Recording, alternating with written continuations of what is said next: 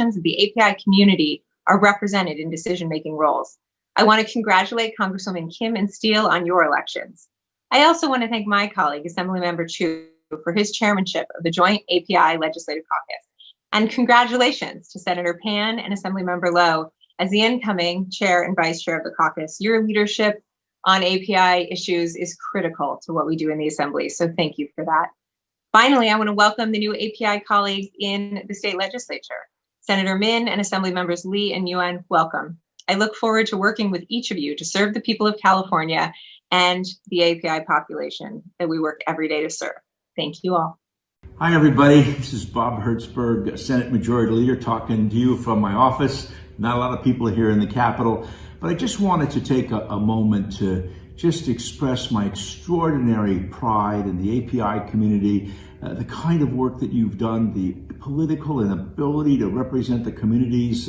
I remember when I was a young kid, March Fong Yu in 1974 was running for the Secretary of State's office. Her son followed her in the Treasurer's office. And I just want to congratulate, in addition to the number of excellent public servants that we have all across the country, the new members of Congress, Michelle Steele and young Kim, who used to serve with us here in California. David Min, here is us in the California State Senate. Alex Lee, the young Alex Lee. Janet Nguyen, coming back now in the Assembly, used to be in the Senate. Also, our new chair of our API caucus, the extraordinary and incredibly brilliant Dr. Richard Pan. We don't even call him senator. He's above a senator. We call him Dr. Pan. So everybody, Evan Lowe is the vice chair, my wonderful friend from San Jose. David Chu, really appreciate your extraordinary contributions and just a big congratulations. And it's just, in these last few decades, the kind of abilities that you've expressed has been just nothing less than impressive. Congratulations, everybody. Congratulations to all the new members. Good evening, everyone. It's truly an honor to have been invited to speak and share my congratulations to API candidates who are elected to office across the board.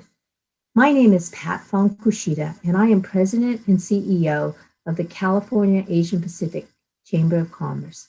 There is so much to celebrate this year as Asian Pacific Islanders continue to make significant gains in holding elected office across our country, most notably our Vice President, Kamala Harris.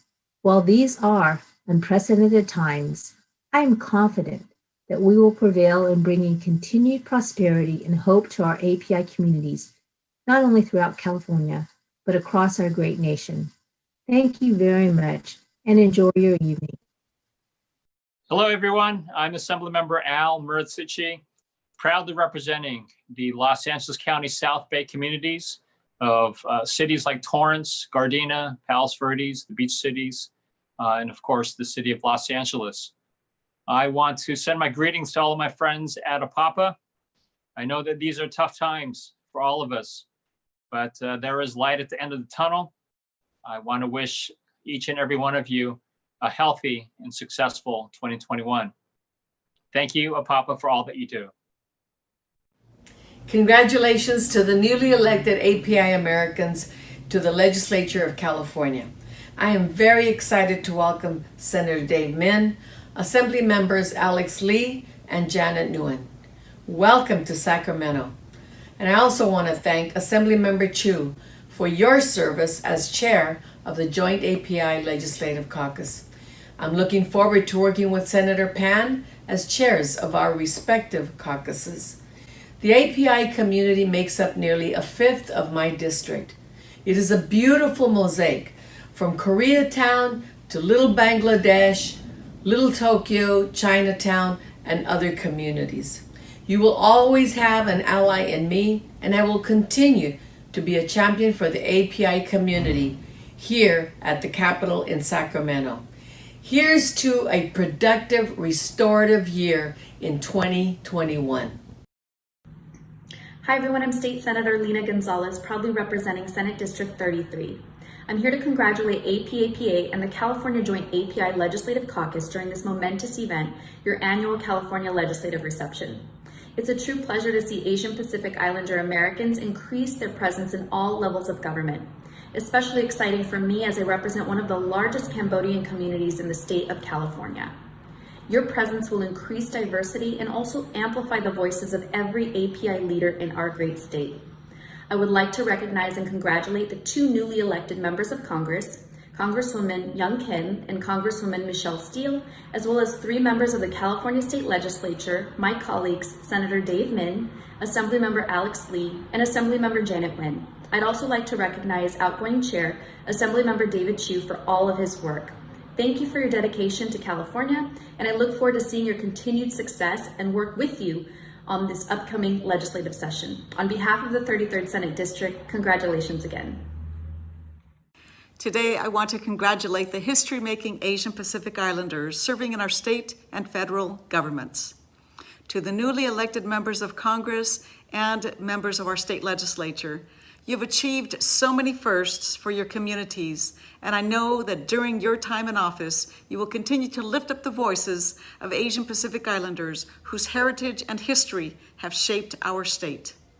I also want to congratulate Senator Pan on becoming the new chair of the California Joint API Legislative Caucus, and to thank Assemblymember David Chu for his service and leadership during his time as chair.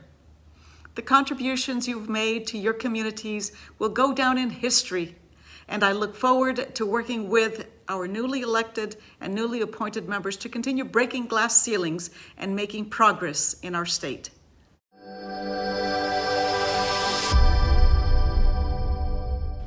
Congratulations to the new members of the API Caucus. It's been great seeing the API Caucus grow over the years. A larger API Caucus strengthens the diversity of our beautiful state. After a tough year, we are starting 2021 hopeful that bright days are ahead. We appreciate the API Caucus, the API community, and our friends at APAPA for being the voice of all Asians, including South, Central, and West Asians. We look forward to engaging all members of the API Caucus to better empower our communities. Congratulations to all the newly elected officials from the API community at the local, state, national levels. As a Latino, I understand the importance of representation at every level of society. There is a true sense of pride and hope people feel when they see members of their own community elevate to the highest levels. I'm excited to watch the continued momentum of the API Caucus in the coming years. Congratulations again. I look forward to working alongside all of you. Hello, my name is Cecilia Aguiar-Curria, and as the Assembly Member of the 4th District, I offer my sincerest congratulations to the newly elected members of the API community. As our state faces challenges unlike any in recent history, your continued leadership is essential to our work to lift up all Californians. Congratulations to Congressman Young Kim and Michelle Steele. Our federal government now more than ever needs strong, diverse leadership. And to my new colleagues in the state legislature, Senator Dave Min, Assembly Members Alex Lee, and Janet Nguyen, welcome. Let's get work done. So congratulations also to our chair and vice chair of our joint API Legislative Caucus, Senator Richard Pan, and my good friend, Assembly Member Evan Lowe. Your advocacy for APIA in California makes it stronger. Lastly, thank you to the APAPA for being a champion organization for the APIA community. I look forward to working with every one of you to help all Californians. Thank you and congratulations.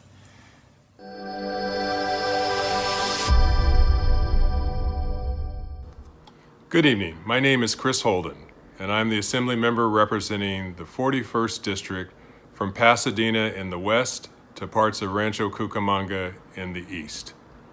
It is a pleasure to greet you this evening for APAPA's legislative reception. Thank you to National Chair Kenneth Fong and the board for your vision and mentorship to empowering this generation of leaders. Congratulations to my colleagues in the Assembly and the Senate on your election and expanding diversity in our state legislature. I look forward to working with you, wishing you the best for a successful event this evening. God bless. Hi everyone, it's State Assemblywoman Cristina Garcia representing the 58th Assembly District. I am so excited to be here with you today to celebrate the many accomplishments of the API community here in California and our nation. I want to give a special welcome to our legislative family, to our new members joining us, Senator Min, Assemblywoman Nguyen, and Assemblymember Lee. I'm so excited to get to work with you. I also want to say thank you to our outgoing chair of the Legislative API Caucus, David Chu, for his service and contribution. Great leadership, especially during this pandemic. And welcome our new chair and vice chair, Senator Pan and Evan Lowe. Excited to get to work with you guys.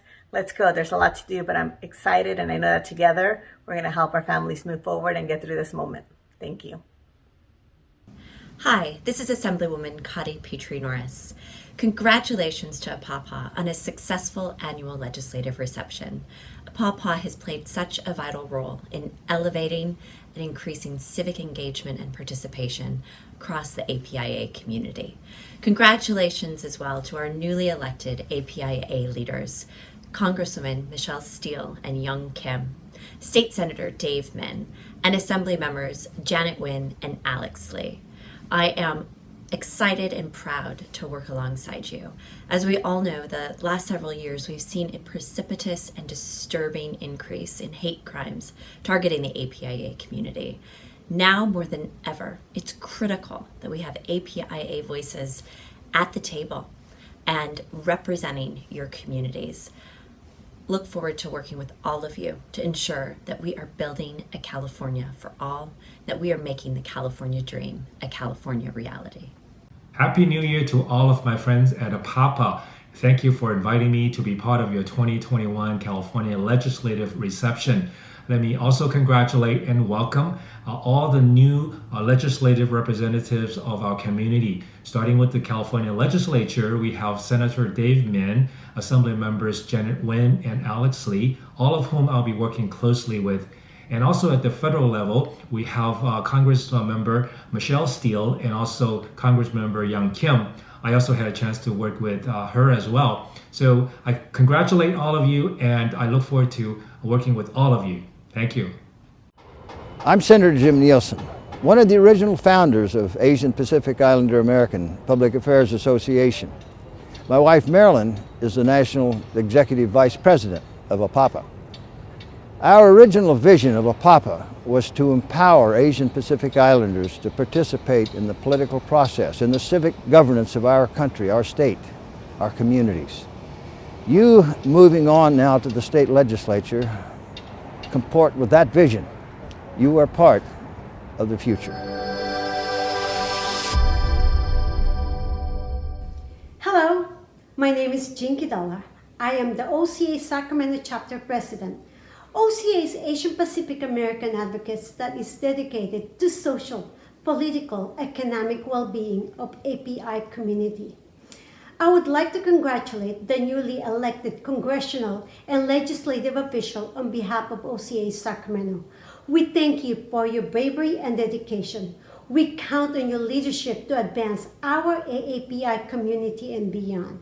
May your victory continue to inspire our next generations to come.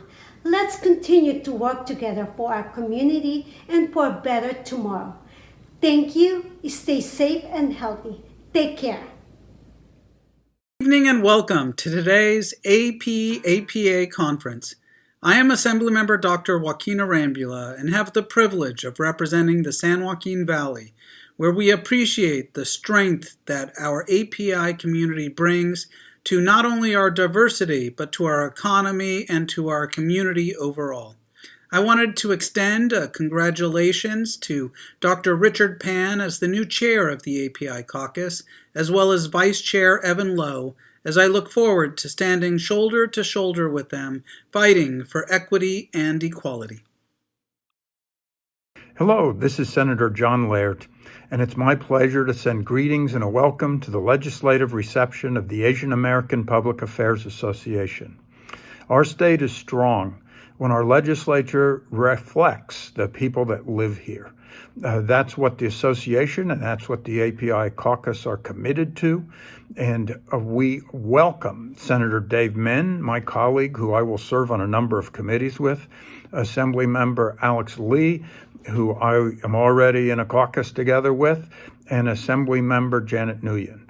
So congratulations to them and best wishes for a successful reception. Hi, this is Kevin Kiley. Just want to say congratulations to all the new members of the legislature and members of Congress.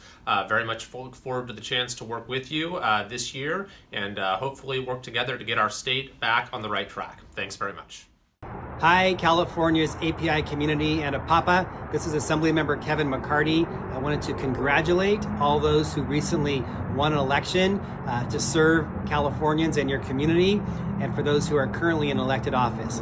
Thank you for your service, and thank you for making California a better place for all of us and making sure that we have a just and equitable and diverse government serving the people of California. Thank you. Greetings, APA, and congratulations to all the newly elected members of the API Caucus. I especially congratulate new Assembly members Alex Lee and Janet Nguyen, who I look forward to working with during the 2021-22 session. When Asian immigrants first arrived in the U.S., they sought opportunities to create a new life, and while they were able to secure jobs mining gold as railroad workers and laborers, they were also victims of unfair working conditions and ethnic discrimination. Despite those hardships, members of the API community have persevered, prospered, and many now serve our state and our nation in a broad range of professions, including elected office. I applaud you and your roles as public servants, whether as first-timers or veterans of the political arena. Thank you for your commitment to make California a better place for all Californians.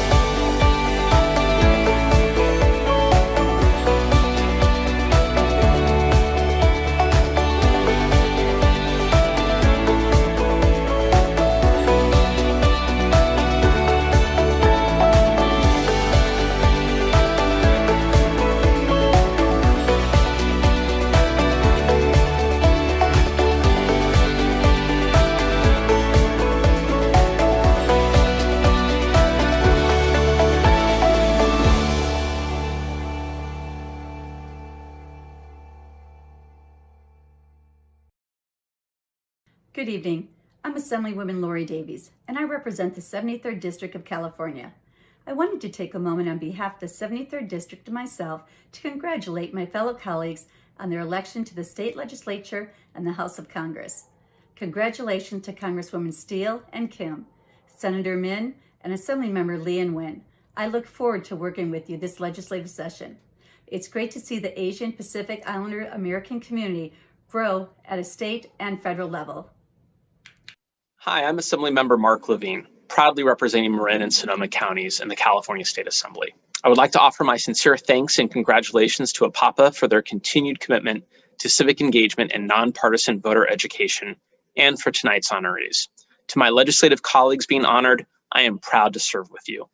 Through APAPA's work, California voters of all backgrounds have been empowered and engaged in a civic dialogue that has made government more responsive to voters across our state. The voices of Asian and Pacific Islander Americans are especially strong in California. We must do all we can to foster civil discourse and debate in a way that puts the needs of the people above other interests. I look forward to working with APAPA to highlight issues facing API Americans and to build an inclusive society that honors and respects the history, values, and contributions of all people. Thank you. Hi to everybody at APAPA. I want to thank you for your hard work in representing the API community all across the region, particularly here in my home district, which is incredibly important. And the API community is represented with Korean Americans, Filipino Americans, Bangladesh, and Japanese, and from other parts of the world. And I want to congratulate and thank my brother, David Chu, former chair. David Chu, big hurrah, hurrah. And the incoming chair, Dr. Pam. And we know that the incredible leadership that they've provided will help APA go to the next level. Thank you and congratulations. Our government was built on the idea of representing the people it serves.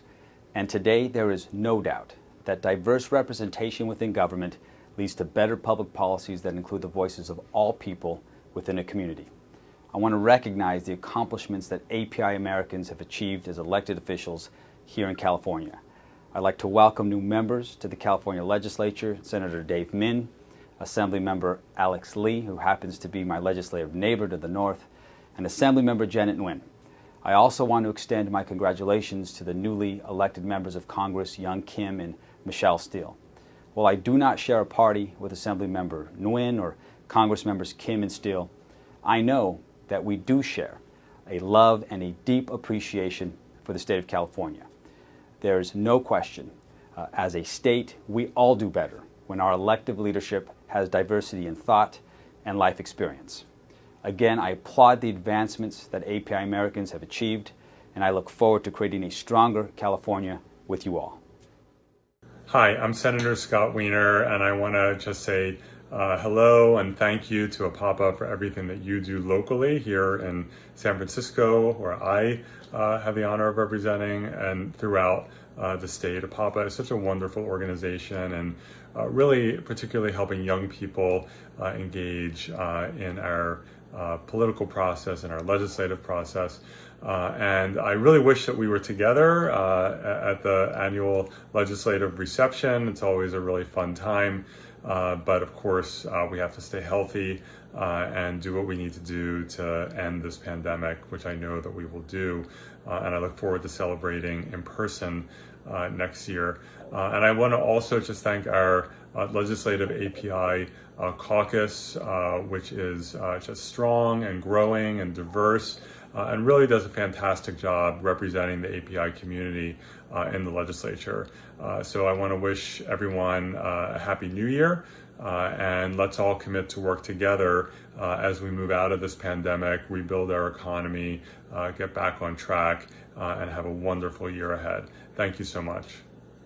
Hello, I'm Assemblymember Sharon Quirk-Silva, and it is my honor to congratulate the Asian Pacific Islander American Public Affairs for their hosting for their annual California Legislative Reception. I wish your organization great success in this upcoming new year. Please remember to stay safe, and congratulations. Hi, I'm Assemblymember Shirley Weber, representing the 79th Assembly District, and I am honored to have been asked to say a few words to those of you who are here at at the API Caucus. You know, it's been a few years since I went to the first APAPA conference that took place in San Diego. And at that time, you were talking about organizing and representation and taking on this new challenge of being an elected official. And you have taken that challenge. You have grown and you have expanded, but equally important, you have provided excellent leadership for the legislature, not only the state legislature, but the federal legislature as well.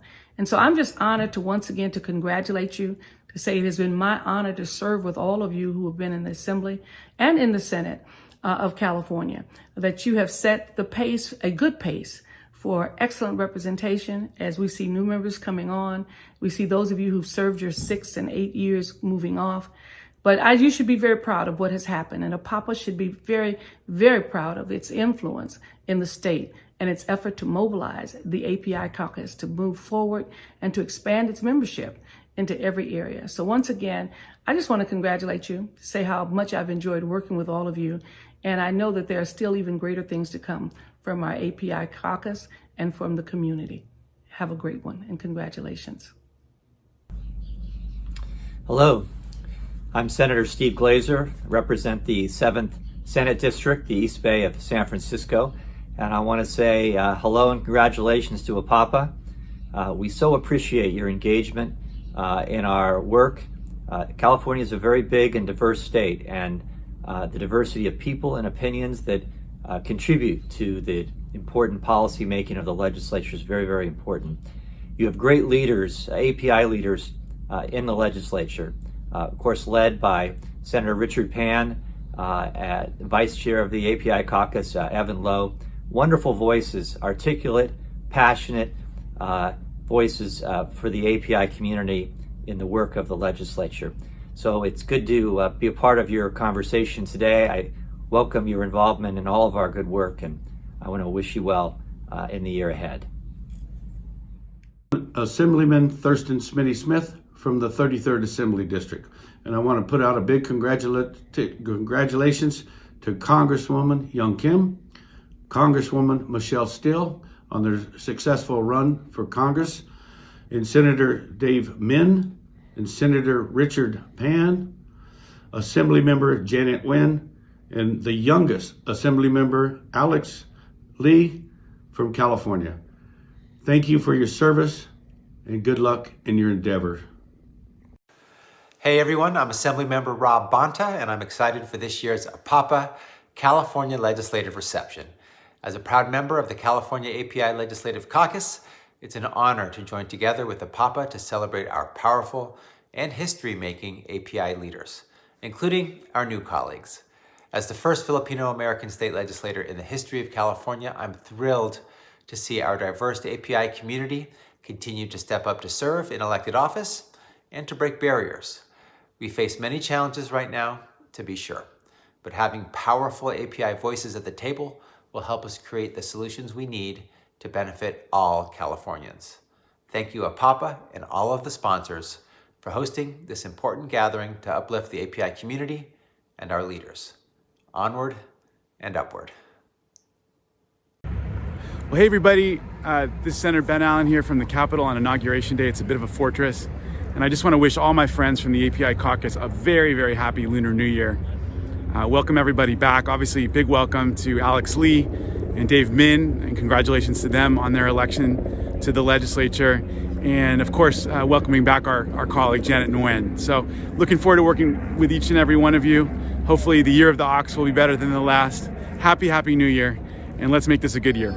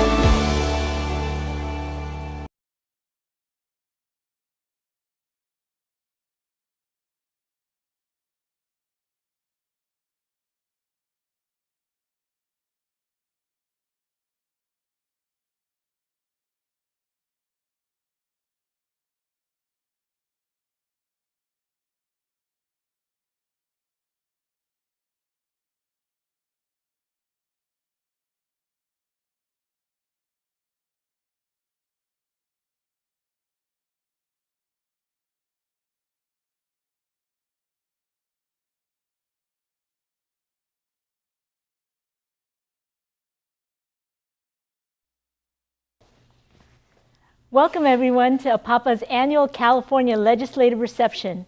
I'm Amy Fabi from the APAPA Solano chapter, and I'm joined today by Vincent Ma, also from the Solano chapter. Vincent? Thank you, Amy. Well, first of all, I want to recognize all the many people that have joined us on Zoom and on Facebook and YouTube and wherever else we're broadcasting. Thanks so much for joining us. Just want to, first of all, thank everybody who will be speaking tonight and thank all of the APAPA members who have contributed to this great program. It took a lot of time, effort, and commitment for many of our members across a variety of chapters. And we want to say a special thank you to all the event sponsors. You'll see their names scrolling across the bottom of the screen. Without their generous support, tonight's event would not be possible. To help us kick off the event, please welcome Andy Lee, President of the APAPA California, and also President of the Contra Costa Community College District Governing Board, and Dr. Albert Wang, a physician and the chair of APAPA California. Welcome, gentlemen. Good evening, everyone.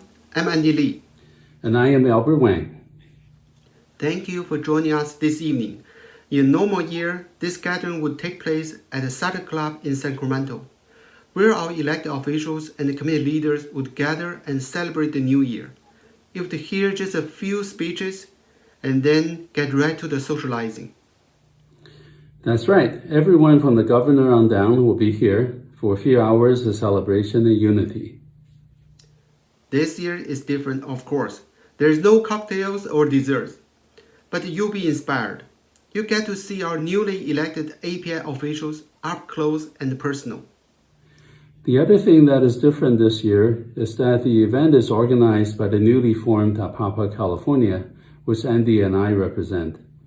As our first commission, we have involved chapter leaders and membership throughout the state of California to produce tonight's program for you. And the response they did. With the help of technology, we collapsed the time and the distance that separate our members across our state. It has been truly amazing to discover the organizing power of Zoom and Google Docs. Members have gotten to know each other better in planning this event in just about everything else we have done. APAPA's National Governing Board and the headquarters staff are committed to helping our chapters succeed and collaborate to form the state organization. So stay tuned, as this will be a major push for the year 2021. So with that, and on behalf of the APAPA California, we want to welcome you to our California Annual Legislative Reception 2021. Thank you, Andy and Dr. Wang. Our next speaker will be introducing California Governor Gavin Newsom, but she herself needs little introduction. Margaret Wong has been a longtime supporter of APAPA, a very active community member and an expert in international trade. Welcome, Margaret. I am honored to have the opportunity to introduce California's leader who has been carrying the burden of managing the state during the worst pandemic in the history of this country, which has caused the loss of lives, economic upheaval, and despair among so many Californians today. He has faced some of California's worst wildfires in history, blackouts, and the outcry of Black Lives Matter. And yet, he never whines, complains, or makes excuses. He simply continues to address all the problems facing California with strength, dignity, and courage.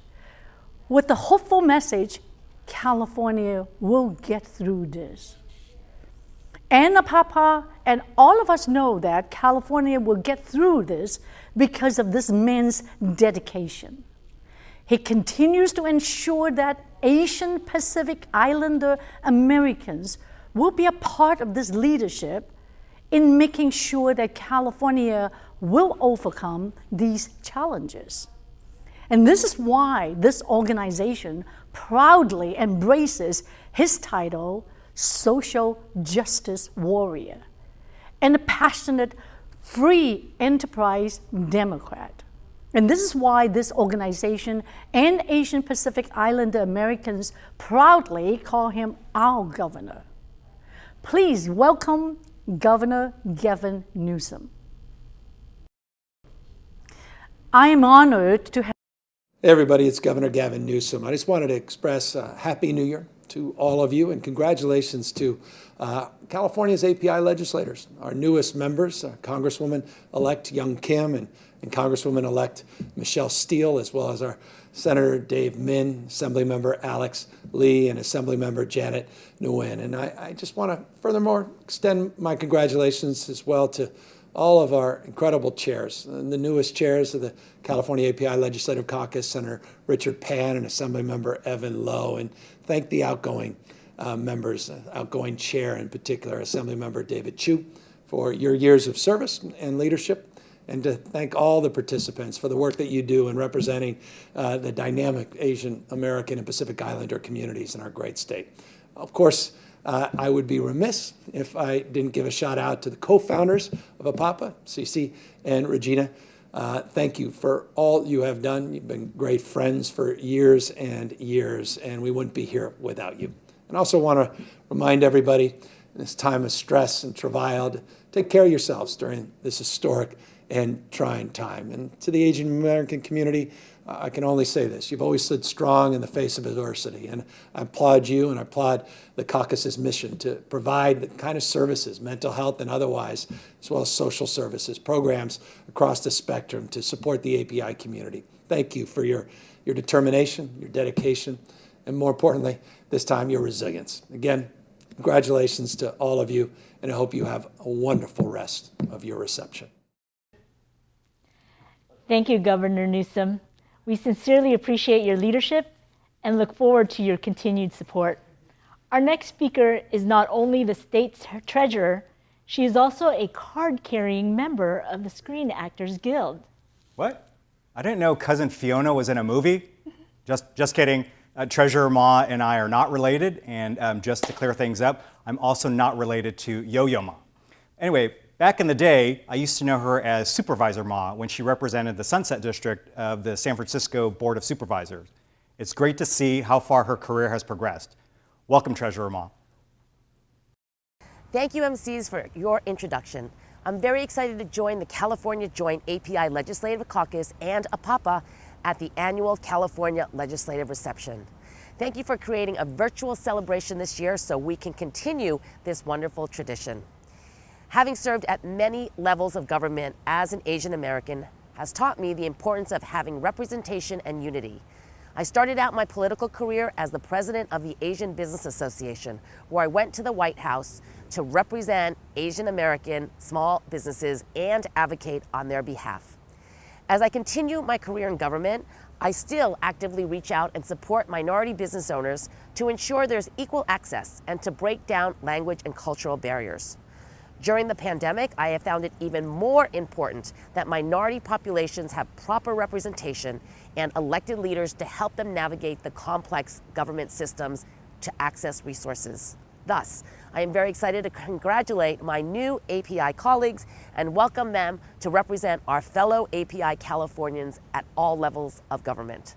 This year, we have a group of committed elected officials joining the API Legislative Caucus.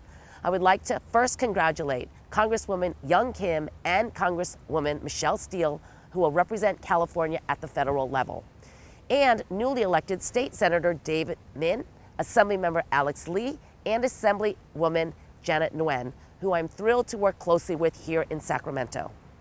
California is the most diverse state in the nation, and having our API elected officials represent us at all levels of government, local, state, and federal, is essential to make sure that we have advocates and a strong voice in government. I want to also thank outgoing Chair, Assemblymember David Chu, for his dedication and efforts on leading the caucus, standing up to the Trump administration on xenophobic attacks, and defending the rights of our immigrant communities. I would also like to congratulate and welcome our new leaders, Senator Dr. Richard Pan as chair and Assemblymember Evan Lowe as vice chair, whom I know will continue to defend, protect, and advocate for the API community. I'm excited to continue to work with this amazing group of API leaders in this new year. Thank you again to the API Legislative Caucus and APAPA for hosting this virtual event and for continuing to support API leaders in California and nationwide. I look forward to hearing from many of my esteemed colleagues this evening.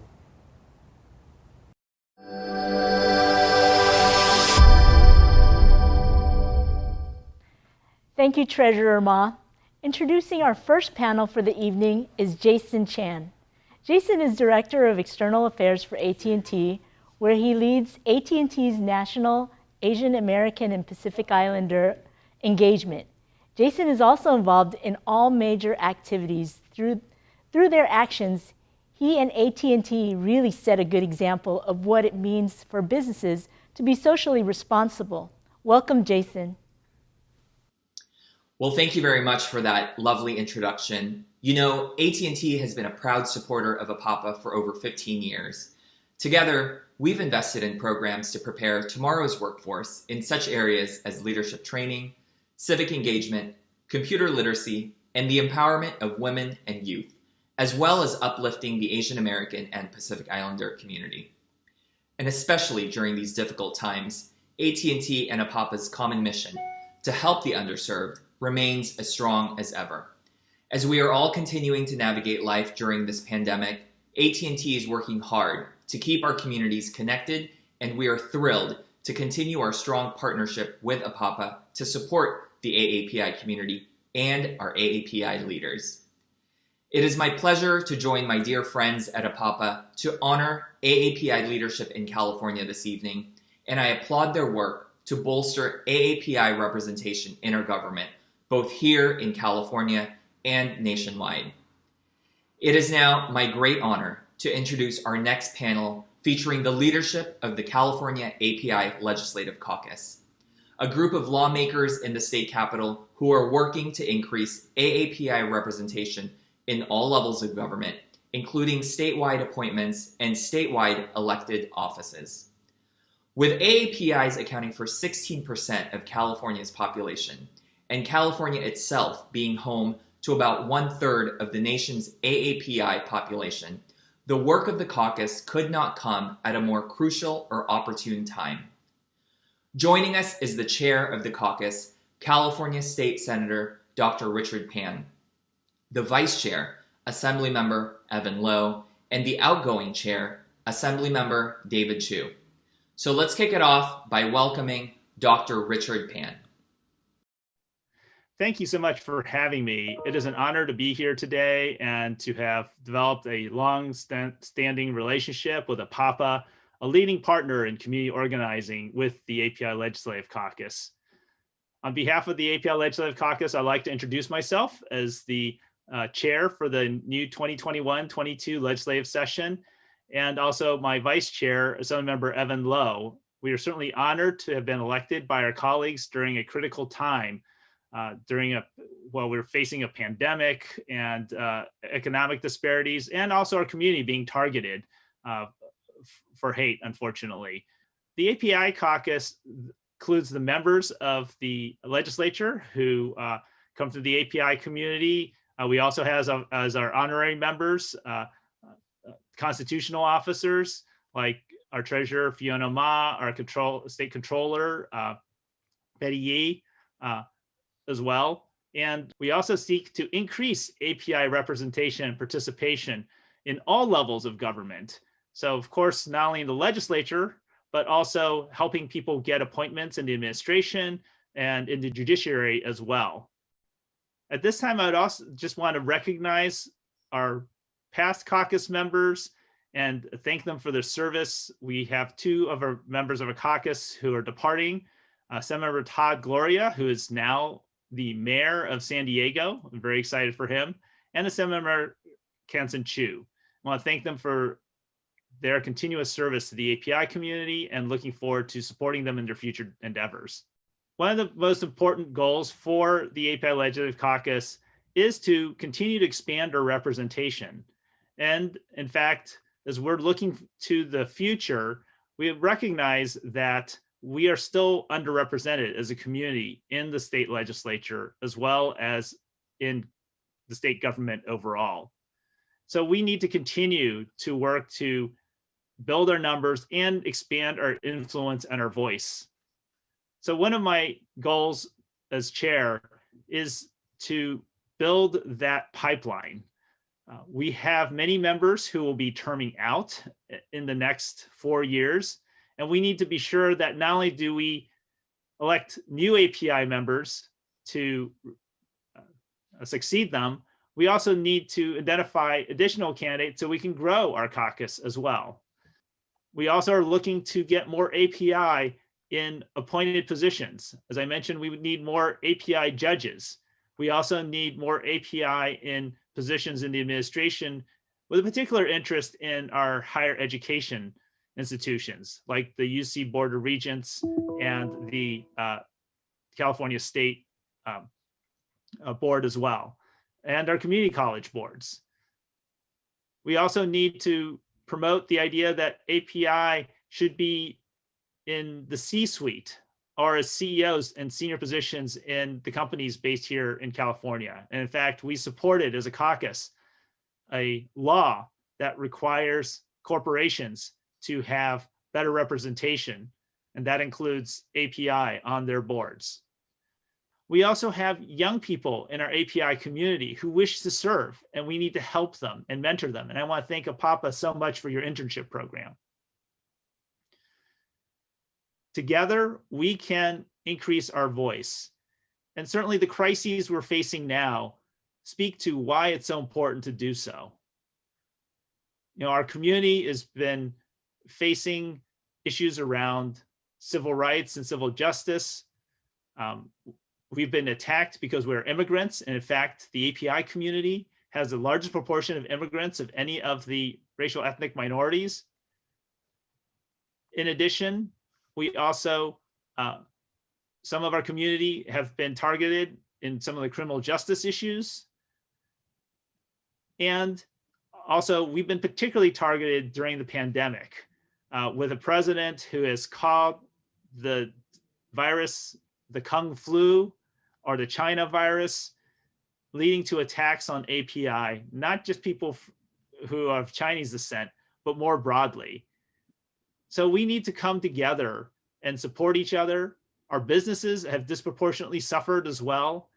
And I'd also make note that our Native Hawaiian Pacific Islanders have suffered in particular from COVID, where their death rates are much higher than others, actually equivalent or even greater than that of the Black and Latino community. So we need to work together and address these issues and be sure our voice is heard and that we are loud. In fact, one of the more immediate things I want to mention is that the governor has an opportunity to appoint an attorney general. And appreciate that the governor has appointed a very distinguished and prominent Latino to be our U.S. Senator, now Senator Padilla. He has also appointed a very prominent and leader in Shirley Weber to be Secretary of State. However, our community needs to be heard as well. And we have so many talented members of the API community who the governor can pick from to be our Attorney General. And in addition, we need to be sure that there are API who also represent us at the national level. And while certainly I am disappointed that the Biden administration has not appointed an API person to be a secretary of a department, we're certainly very proud that Kamala Harris, Vice President, is a part of our community. But we need to be sure that we just don't have one or two people or three people who are in leadership positions from our community. We need to be sure that we are represented, at least in proportion to the population, in the Biden administration throughout the leadership of the administration. And so with that, I'm really excited to now introduce my vice chair, Assemblymember Lowe. He is a true champion for the API community. Actually, in many ways, he's a more experienced person than I, because he is also has served in the past as chair, and actually is now currently also the chair again for the LGBTQ caucus as well. So this is my first round as a caucus chair, but he's been a caucus chair before. So I'm really excited though to work with him. And I know that together with all the other members of our caucus, we are looking forward to accomplishing a great deal, but we do need your help. We need to be sure the API community at large is with us. We want to have that dialogue. We want to hear what your top concerns are and be sure that we're pushing those forward as well. And together, we want to be stronger. So let me now introduce my vice chair, Assemblymember Evan Lowe. Thank you so very much, Dr. Pan. It's a pleasure to serve with you as your vice chair, as you serve with distinction as chair of our Asian Pacific Islander Legislative Caucus. We have historic numbers with our membership, and we have a tremendous amount of talent. Let's begin with talking about some of our key AAPI legislators and the local perspective that they have. And we're so delighted to see the historic nature of former Assemblymember Todd Gloria, who is now currently mayor of San Diego. He's the first Asian Pacific Islander mayor for the city of San Diego. We're sorry to see him leave the California legislature, but of course he did get his training as a very active member of the Asian Pacific Islander Caucus. We're so excited to see what he will continue to do for the city of San Diego and beyond. His future is very bright as well. What is so meaningful about this is that he also reflects the diversity of California as the first Asian Pacific Islander, but also the first person of color to be elected in the city's history as mayor. So we're excited to see what he has ahead of him for his future. We're equally excited by seeing the new membership of the incoming class of the California legislature, and that of individuals like Alex Lee from Silicon Valley, the youngest Asian Pacific Islander legislator. He is part of Gen Z. I myself am a millennial, but now we are excited to see a new generation, a new crop of Asian Pacific Islanders taking the mantle. And he has a lot of energy, so I know you'll be equally excited to see him as well. He is hailing from the cities of Fremont and Milpitas, and he also is the first openly bisexual member of the California State Legislature. So you're seeing a recurring theme that Asian Pacific Islanders have multiple cultural backgrounds and that they have much to bring to the experiences in the California Legislature. Now in the Senate, we're excited also by our newest member in the state Senate, and that's with Dave Min. And as you previously know, he has served as an educator to ensure that of civic engagement and social justice. And we are excited to see an increase to join Dr. Pan in the Senate. One of those things is we are heavy in the Assembly, but we want to encourage the pipeline and development with that of Dave Min as our newest senator. So we're excited to see that representation in Orange County, but we also want to make something of also note. While we are excited about the trajectory of where we are now currently, but also the work that needs to be done in diversifying and making sure that the voices of the Asian Pacific Islander Caucus is adequately represented. It's glaring that we are lacking on the Democratic side, Asian Pacific Islander women, and know that that is of top priority for us to ensure that we will diversify, recruit, and also see the success of seeing an elected Asian Pacific Islander woman on the Democratic side of the aisle. That is something that we will continue to prioritize with respect to our membership. So look ahead of us as we continue the bench and the trajectory of our caucus. Thank you, Evan.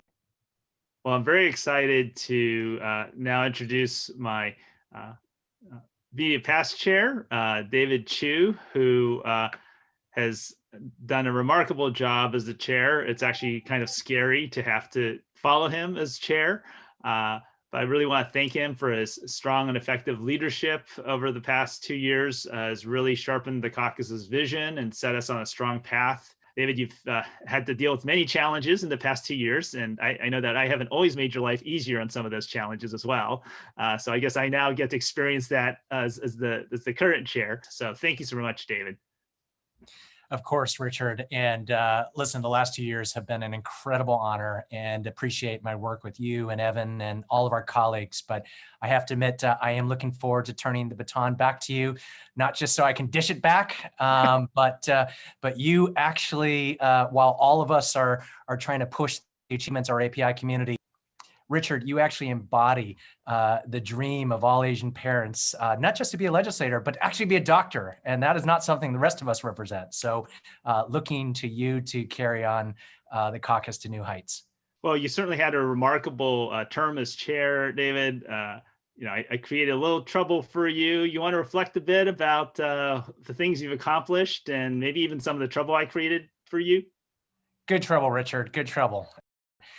In the past 2 years, it's coincided with the second half of, fortunately, the only term of President Trump, at least thus far. And so much that we've done has been to defend our communities, defending our immigrant and refugee communities, as the Trump administration has literally been doing everything they can to deport our family members, fighting the Trump administration as they have been seeking to deny access to federal programs by our communities.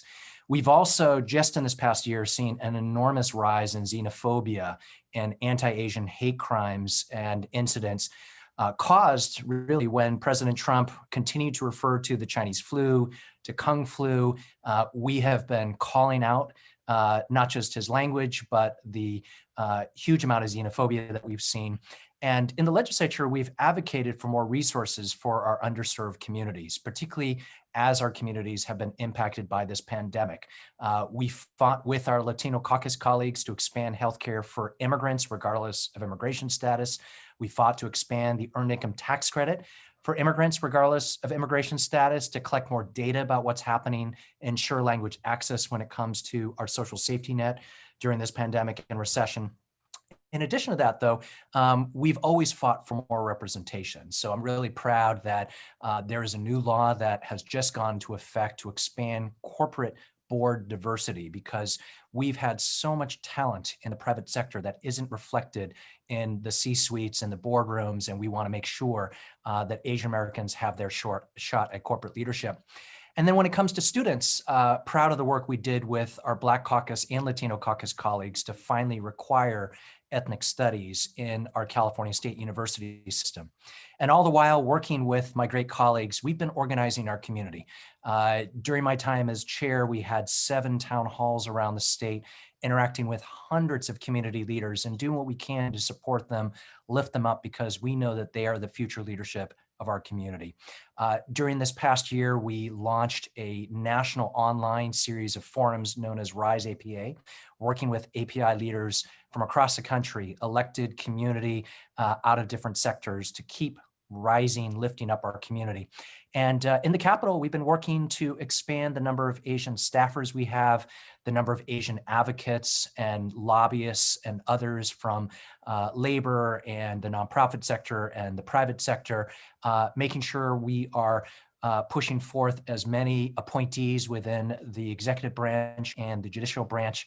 And as has been mentioned and will be mentioned, we've done everything we can to make sure we continue to elect more Asian legislators to our midst. So it's been an incredible amount of work, but I have to admit to Richard and Evan, I am very happy to pass the baton on to you guys. Well, David, you as chair have served with distinction, recognizing the importance that we must get into the arena and that we must defy stereotypes and ensure that our seat is at the table. So thanks again for serving as chair emeritus, and looking forward to the work ahead. Well, listen, I am so confident that you will lead us to new heights. And my only hope for you, Richard, as is the case with many of us, we're still at a time when oftentimes Asian legislators get confused for each other. And my hope is that you will put your own unique stamp on this, so that very quickly everyone will know that Senator Dr. Richard Pan is the chair of the API Caucus, and he's leading us to new heights, along with our great Vice Chair, Evan Lowe. Well, thank you. Thank you so much, David. I also want to recognize the leaders here at APAPA, certainly CC Yin and Regina. Yin, thank you so much for your leadership and your investment in API leadership. it's only through your efforts that we have APAPA.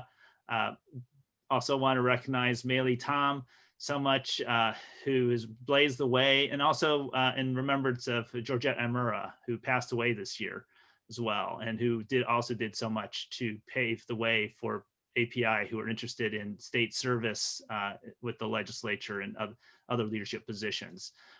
We have so many of you here who've done your part as well, but I'm going to ask you to do even more in the next 2 years to help us be sure we move forward. But let's take this moment to express our gratitude and thanks to all the people who have done so much, have led the way, opened doors for the rest of us. But those doors, while they open them, we have to be sure we walk through them and open new doors for other people as well. So that's our task before us. But let's celebrate today, and just thank you so much to APAPA for your leadership, and looking forward to our work together.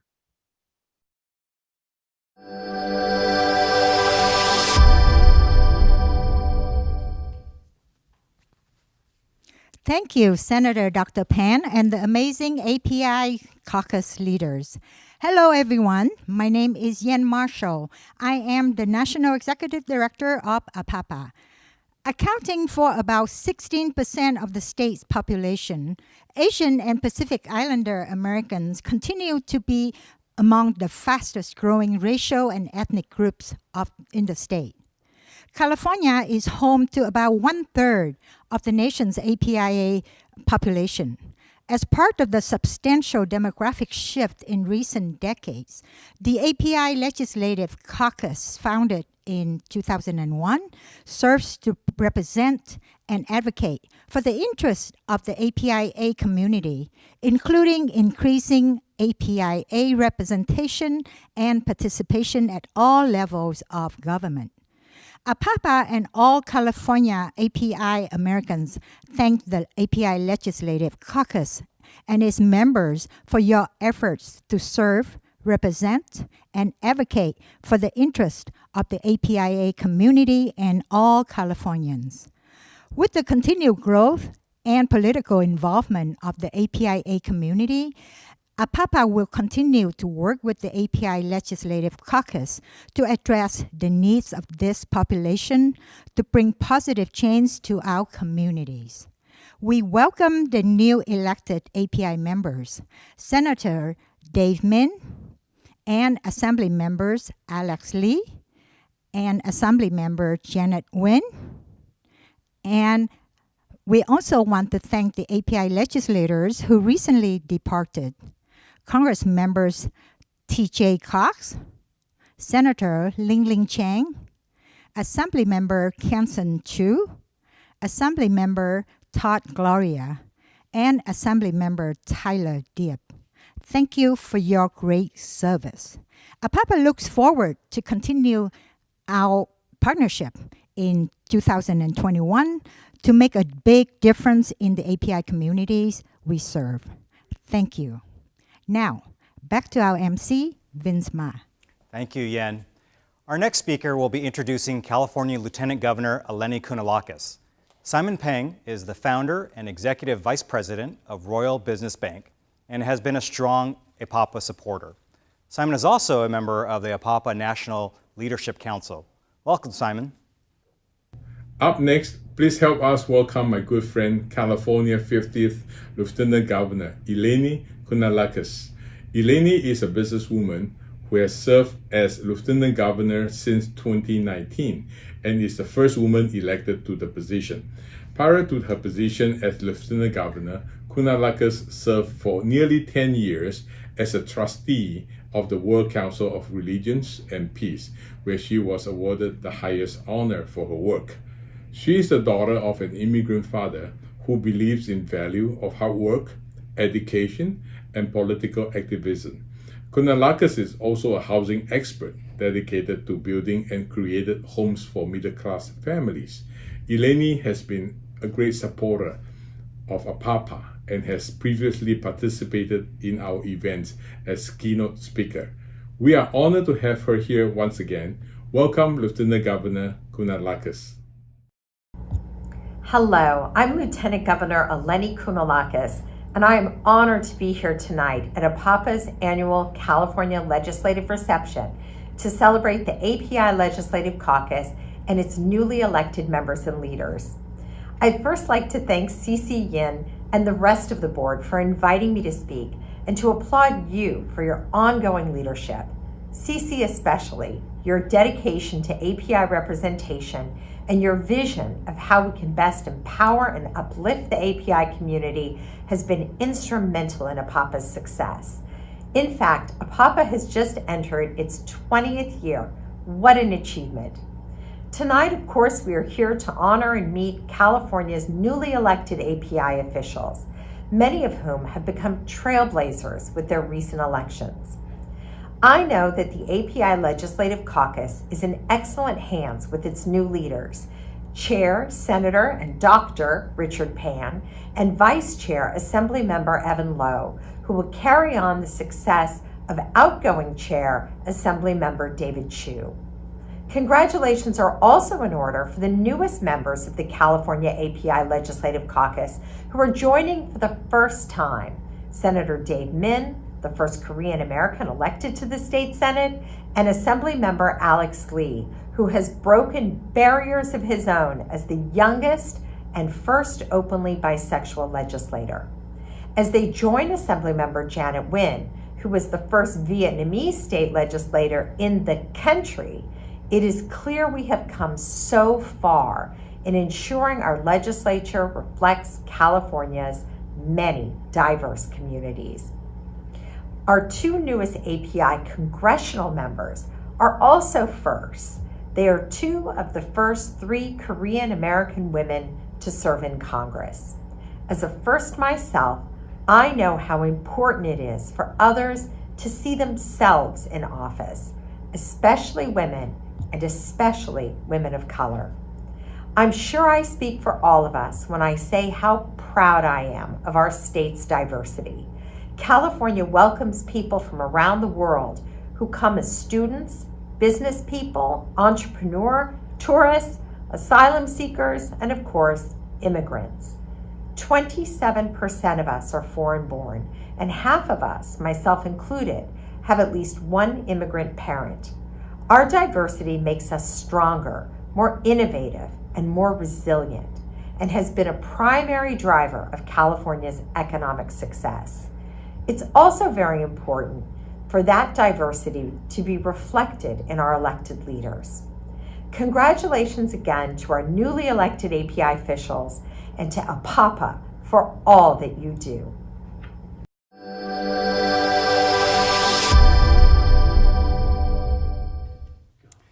Thank you, Lieutenant Governor Kounalakis.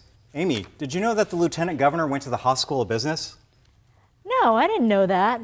Why do you say that? Because you know who else went to the Haas School of Business? This guy. That's who. Go Bears! How's everyone doing? We still have a few more really exciting panels coming up, but let's take a look at our viewers out there. It's so great to see so many people joining us tonight. That's a great idea, Amy. Let's take a look here. Wow, look, we've got 75 people, 74 participants over here. Everybody wave. Any other Cal Bears here? Any Cal Bears? Wave if you're a Cal Bear. All right. Who's from Southern California? Southern California chapters, wave. Fantastic. Well, that's great.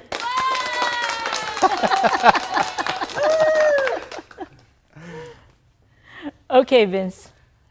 We better get back to the program. Our next speaker is Dr. Ken Fong. Dr. Fong is the founder and chairman of Kenson Ventures, and he's also the chairman of APAPA National Governing Board. Welcome, Dr. Fong. This year's legislative reception feels so different. It's not because it's online, it's because we are holding it at a time when our elected officials are divided, and they are trying to govern a divided country. The API community in California was glad to see young Kim and Michelle Steele elected to Congress. And I can only imagine the shock and dismay when the U.S. Capitol was attacked on January 6th. I would hardly call it a reception. So can we really celebrate tonight? Yes, we can. Because the API across the political spectrum are making inroads in government. There are people we know personally who can well calm this country down and mitigate the politics of blame and division. You can. API, like other people of color, have been on the receiving end of social and economic injustice. We do not want any more of this on ourselves. We do not want this on anyone, even those who are intended on oppressing us. Yes, our newly elected officials are APIs, but the reality is that they are American first, Asian Pacific Islander second, and politician third. I'm proud that they are, fighting for the rights of everyone, not just those who believe in their own political views. But like CCN, many of us are grateful for what this country has given us. We embrace the genius and wisdoms of the founding fathers. Many of us immigrate to this country because of its democracy and ideals and institutions. It is amazing to see that we have so many API in government who are now sworn to protect them. I wanted to wish them all the best in government, and on this, I would promise that APAPA would offer its unwavering support. We will stand behind all of you. Thank you. Thank you, Dr. Fong. To help us introduce our next panel, please welcome Dora Wong. Dora is a longtime... Thank you, APAPA. Coca-Cola has been a proud partner of APAPA since 2013. Coca-Cola and APAPA share the same values. We believe when we empower people's access to equal opportunities, we can achieve inclusion and secure a better shared future. We're honored to support APAPA's mission to engage, empower, and lift the voices of the Asian Pacific Islander community in civic and public affairs. It's my great honor to introduce our panel discussion with the newly elected API members of Congress from the great state of California. The moderator is Jackie Nguyen, the press secretary for the Republican Caucus and former two-term president of the Greater Sacramento chapter of APAPA. Jackie will introduce our Congresswoman. Without giving too much away, I just want to say that both ran very exciting campaigns, and they have really changed our perception of what it means to be an Orange County Republican. I want to offer my personal congratulations to both, and now turn it over to Jackie. Thank you, Dora. That was wonderful. Dora is a longtime supporter of APAPA and the region director of public affairs and communication for the Coca-Cola Company. Dora is also a member of APAPA's Leadership Council. Thank you so much, Dora, for that wonderful introduction. I'm so proud to be here today representing the Greater Sacramento chapter. My name is Jackie Nguyen, and joining us today at our annual legislative reception are two newly elected Congresswomen. They have gone to D.C., and right now we'd like to introduce you to Congresswoman U.S. Representative Michelle Steele, and then Congresswoman U.S. Representative Young Kim, and they both represent Orange County, and the best thing is they also represent California. Welcome to you both for joining us at our annual legislative reception. Thank you, Jackie, for having me, and great to be here. And it's wonderful to see you again, Michelle. I hope you are doing well. Thank you very much for inviting us today. And yeah, actually, I'm doing much better today. And you know what? Got out of it, but you know what? Still back and forth. So some days you have a good day and some days you don't. But you know what? I got out of really light. So I'm very happy about that. we're great to hear that, Congresswoman Michelle Steele, that you are, recovering from the exposure of COVID-19. We're wonderful to hear that you are doing much better. But so let's start off with our conversation here. I have this first question I wanted to share with you. I'm going to start with Congresswoman Young Kim. I found this photo of you on your Facebook page, and it's a photo of you and Congresswoman Michelle Steele from 20 years ago. Two mothers just sitting there chatting away. Tell us a little bit about that photo and what the two of you were talking about. Let's start with Congresswoman Young Kim. Sure. That photo, when I looked at it, it came back from, memories of several decades ago. And I showed it to Michelle, and we were trying to decide where we were at the time, probably Knott's Berry Farm, or I don't know, maybe Michelle, you can remember better, but we raised our families together. And as you can see from that photo, we've had family vacations together, taking our kids to amusement parks every now and then. And so it's been really great to have our friendship develop into something much stronger. And now we get to serve in the United States Congress together. And so we're very excited about it. We met a very, very long time ago through our husbands, and we became close friends. But when we were watching kids 30 some years ago, our husbands were talking politics. We never thought, I don't know about Michelle, but I personally never thought that we would be the ones running for office and now serving in Congress together. And so this is truly an exciting time. And I'm glad that it's not just one person, but both of us came to Congress to serve together. And so we are leaning on one another and helping one another. It is a very difficult 2 weeks that we went through as freshmen, but I know together we'll do some great things for our County of Orange as well as the state of California. Fantastic. Congresswoman Michelle Steele, you have any thoughts about that photo? You know what? I know exactly what we were doing. We were not talking about politics. We were talking about that our kids were sitting there. And you know what? We really raised our kids together, and husbands, and they were talking about politics in the backyard, background. And Young and I were like, oh, how are we gonna feed our kids? Especially Young has 4 kids. I have 2 kids, and my nephew is another 2. So we used to raise 8 kids together. So you know what? We were busy trying to feed all these kids, and how we're gonna make sure that these kids are gonna be raised right.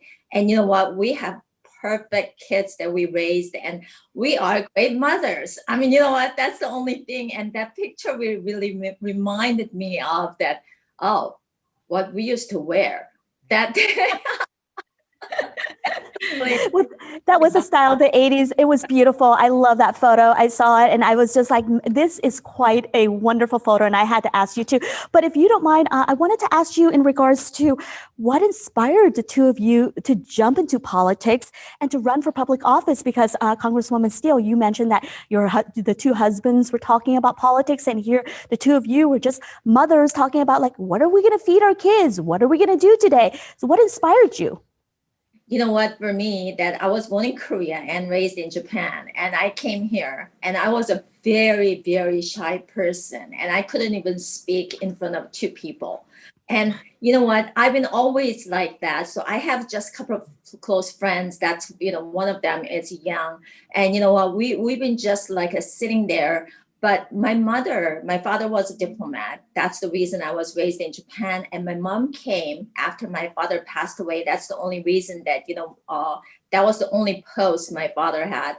And we came here, and my mom tried to survive with 3 girls as a single mom and without speaking English. She's the one actually got hit by state board of equalization for taxes. That, she was a teacher all her life in Japan and in Korea. She never cheated 1 penny, but she had to pay for taxes that she didn't owe, plus interest and penalty on the top of it. So when 2006, that board of equalization opened up, and you know what, I told my husband that, I'm gonna do a great job, and I can help Asian Americans, especially who own so many small businesses, and I want to help them out. That's the reason I ran. Actually, I ran against 2 really prominent Republicans, and you know what? He was so arrogant, and who is this woman that who has very thick accent and who is so shy, cannot even speak in front of group. And you know what? I won by 5 points because I really ran with a compassion. And then, I went out. That's the reason that, politics, everything started. Thank you. That was a beautiful story. And Congresswoman Young Kim, what inspired you to run for office? And, here you are in in Washington, D.C. Well, as Michelle mentioned, 30 some years ago, neither of us thought that we will be running for office. But I got into politics by, I should say through the introduction of my husband introduced me to then State Senator Ed Royce. That was early 1990s. I never thought this is the path that I will take after I graduated from college, because I was working in a private sector as a controller, doing merger and acquisition at the First Interstate Holding Company, doing merger in the M&A department. But shortly thereafter, working closely with my husband, Charles Kim, many of you know, he's one of the founders of Korean American Coalition. Through him, I was introduced to doing some public service. And because KAC works to empower, educate, and advocate on behalf of our community, we were working closely with some political offices. And that's one of the reasons how I was introduced to many political legislators, and one of them was Ed Royce. So once I was introduced to him, one thing led to another. It wasn't too long after then State Senator asked me to work with him in his State Senate office. And then before I know it, he was running for Congress. He got elected to US Congress in 1992. So I just naturally continued on to serve with him in his congressional office. Fast forward, I worked with him for 23 years altogether, 2 in State Senate and 21 years in the US Congress. And now, when the opportunity came after he retired from the office in 2018, I decided to run to give the continued representation that the 39 congressional district and the constituency have come to know. So I would like to tell everybody, nobody starts out wanting to run for office, but when you have an opportunity to do it, I just say, just do it, go for it, because you can't just sit back and complain and do nothing about it. And that's what Michelle and I did. We got into it because we saw some injustice and we want to make a difference by doing something, and we want to lead by example. And that's what we're trying to do here. That was wonderful. Thank you so much for sharing that inspiring story. So I wanted to ask Congresswoman Michelle Steele here. So the two of you are in DC. What are you hoping in terms of your legislative priorities, and how are you hoping to accomplish them? You know what? It's going to be very tough. It seems like, for last few decades, it just became so partisan. It's good bill or not. So, working with bipartisan is very, very important.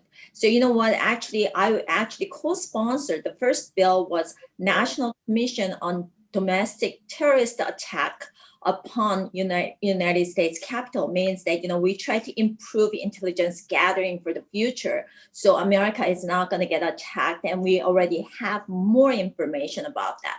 And second thing is Young and I, we are actually introducing that to support Congressional Gold Medal for Young O. Kim, that who served in World War II. So Young's going to talk about more because they have exactly same spelling and same name. So I am very proud of doing this. And then second, another one is I came from the tax agency. SALT is actually hurting state and local taxes. Under Trump administration, they capped for state tax up to $10,000 for the federal income taxes.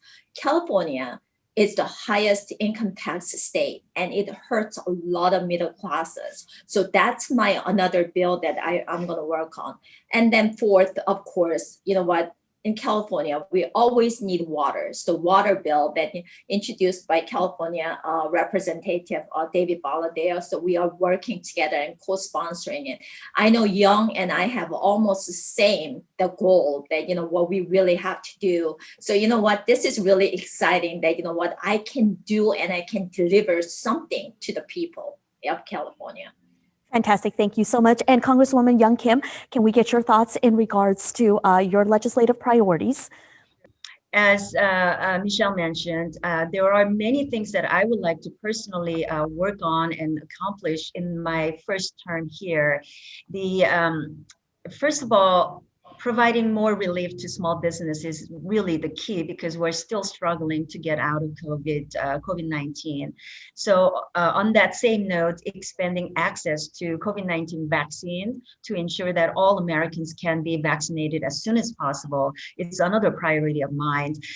Improving infrastructure because in our 39th Congressional District and Southern California, we need to work on fixing and maintaining and building the transportation highway issues, especially in my district. 5760 freeway confluence is a major transportation issue. So I'm working closely with City of Diamond Bar, all the way stretching out to Chino Hills. This is a big issue, and I will continue to follow the footsteps of my former congressman who had worked on getting the seed money to build that confluence project going, but it's a 10-year project. So I will be continuing to find ways to provide more funding from federal government to get that going and finish the job.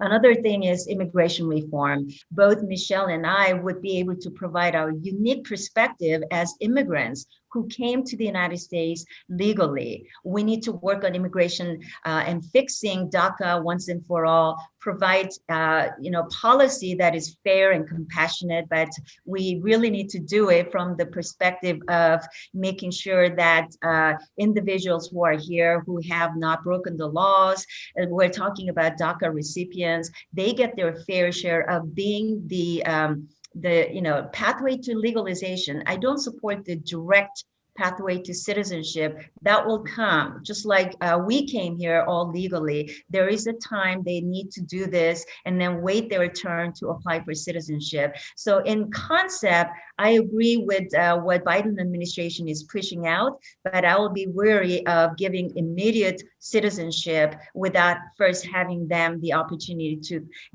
adjust their status. Those are some of the things that I'm gonna work on. But you asked how we're going to do it. We need to do it in a bipartisan way, which is why I joined Problem Solver Caucus. It seeks to find common ground and work on common sense solutions without being confrontational just because the opposite party is introducing it. I will not automatically say that's wrong. I will keep an open mind and look at the details and work on finding common sense solution because at this time, the Democrats hold very slim majority in the House of Representatives and we share the leadership in the Senate. Therefore, the Democrats have to work with us, work with Republicans to get the common sense solution that is helpful for the state of California and helpful for America in general. Thank you. I mean, you two are obviously so ambitious and their legislative priorities are awesome. We look forward to following that. I think right now we're going to move on to the portion of the questions with our APAPA chapter leaders here. So first off, we're going to start with Orange County chapter, Philip Lee. He has this question. Go ahead, Philip. Hello. Congratulations to Congresswoman Steele and to Congresswoman Kim. Thank you both for taking the time to join us today. The question I have relates to the COVID vaccines. The question is, do you think California can be doing a better job of making sure all the communities have access to the vaccines? And if yes, what are some thoughts on how it can be improved? Let's start off with Congresswoman Young Kim, because you were talking about vaccine distribution. Sure. Philip, thank you so much for that question. And I look forward to meeting you in person when I get back to Orange County and when we can safely meet. But regarding to your question, there is a lot of work to be done to make sure everyone in our communities have access to vaccine. The main priority is more production of the vaccine so that we can meet the enormous demand in our communities. And we should also increase our public public-private partnerships and improve coordination with organizations that can serve highly vulnerable populations. Thank you so much there. So the next question is going to be coming from Ron Cho from the San Diego chapter of APAPA. Ron, go ahead, please. Thank you, Ms. Kim and Ms. Steele, for representing our state and setting an amazing example for young women leaders. We are encouraged with the growth of Asian Pacific Islander representation in elected offices. However, there is still a reluctance of APIs to seek an elected office. Why is that, and how can you help encourage APIs to run in the future? Thank you. Let's start off with Congresswoman Michelle Steele.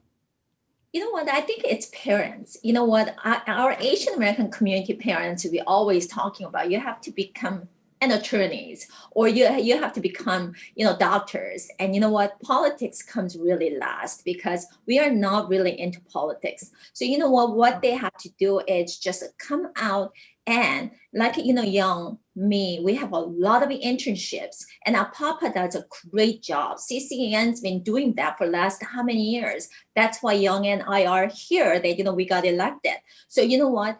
You need the support. Just get there and start learning how to do campaigning, stuffing envelopes, how to answer the questions. And you have to find the right mindset that, oh, I am Republican or I am a Democrat and I want to work for this person. And then, you can start from there. I want to bring a lot of interns, and then I want to introduce these people to other, political, the elected people. And you know what? I think that's the way we have to grow, because we have to speak out. And you know what? We are always the way too quiet and try to stay under the radar. Thank you so much there, Congresswoman Michelle Steele, for your thoughts in regards to Ron's question. And now let's go over to Corey Matsumoto from the Fresno chapter. He has a question for Congresswoman Young Kim. Do you have thoughts on how we can address the growing hate crime against innocent APIA victims who are being blamed for bringing the COVID-19 pandemic here? Thank you, Corio, for that excellent question. As you know, I also feel the same way. The acts of discrimination against Asian Americans since the onset of COVID-19 is just unacceptable. So I think people in leadership and prominent positions, they can do a lot better to stop the anti-Asian discrimination, because words matter. Words spoken by the leaders would have consequences. So I hope that people will be a little more careful about what we say, and they can make sure those who commit hate crimes are held responsible as a result of the acts that were carried out because of the certain words. As you know, I have spoken out against anti-Asian rhetoric, hate crimes, and I want to encourage everyone to take that responsibility to be an example of exactly what makes America great. Thank you so much. That was beautiful. Thank you so much for answering Corey's question from the Fresno chapter. That was wonderful. This next question is going to be for you, Congresswoman Michelle Steele here. And this question comes from Eric Chan from the San Francisco/Peninsula chapter. Eric, go ahead. Here in San Francisco's Chinatown, the Merchants Association has estimated an 80% decline in revenue since January of 2020. What ideas do you have to help API small businesses that have been affected? Thank you, Eric, for that question. That, small businesses during the pandemic, actually in Orange County, when I was chair last year for the county, we I set up the business ad hoc committee, and we opened it end of May, and Governor retaliated. So, closed down all Orange County beaches at that time, because we gave them the safety guidelines, and then you can open if you follow state and Orange County guidelines. But you know what? Governor was not really happy about it. I think this is time that, we have vaccinations, and these people that, business owners, especially in Orange County, I heard last September, 23% of the people are not coming back because they cannot come back. You know what? This is gonna really hurt. Let them open, gave them the guidelines. And you know what? You have to sit 6 feet away. You have to wear masks, and you really have to go through this. You know what? I went through COVID. And 99%, over 99% of the people, they survive. So let's think this as you live with it, but you know what, you have to be really careful. It's your responsibility, but let's start opening up all the businesses. You know what, Asian Americans own small businesses, and it really hurts in California. Absolutely. Thank you so much. We have room for one more question. And so this question is going to come from Eva Robinson from the Greater Sacramento chapter. Eva, go ahead. Thank you for taking our questions. How will you support the safe reopening of our schools? Do you have thoughts on how we can make sure kids from underprivileged neighborhood receive the same quality of education? Sure. Thank you so much, Eva, for that question. I believe as a mother of 4 who went through the public schools, I truly understand the students need to be in a learning environment where they are together with their friends and run around and do what they need to do. That's why I truly understand that we need to make sure that the students can get back to school safely. But to do that, we need to make sure that students and teachers alike can get access to vaccinations and be vaccinated as soon as possible. And lastly, I want to say that choice and flexibility in education is very important to make sure their education isn't determined by the neighborhood that you live in. It is important to ensure quality education for all students, regardless of socioeconomic status. Thank you so much there. And Congresswoman Michelle Steele. You know what, Orange County last year, August, that, we got the waivers from the state, and you know what, we got, it started opening up with all these safety guidelines.